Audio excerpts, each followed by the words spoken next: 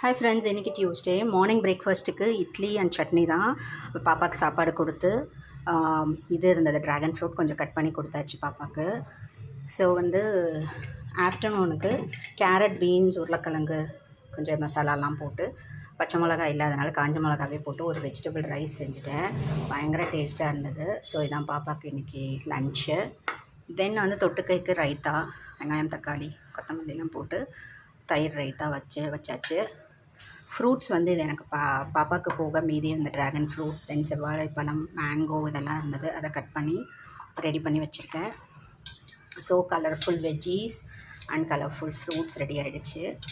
தென் பாப்பாவுக்கு evening ஸ்நாக்குக்கு burger பன் மட்டும் இருந்தது. அதில் இந்த வெஜிடபிள் ரைஸ் செஞ்ச கொஞ்சம் மசாலாவை எடுத்து வதக்கணும் இல்லையா, அது வச்சுருந்தேன். அது கொஞ்சம் எடுத்து போட்டாச்சு. ஸோ அது கூட வெங்காயம், தக்காளி பொடி பொடியாக வச்சுருந்தேன்.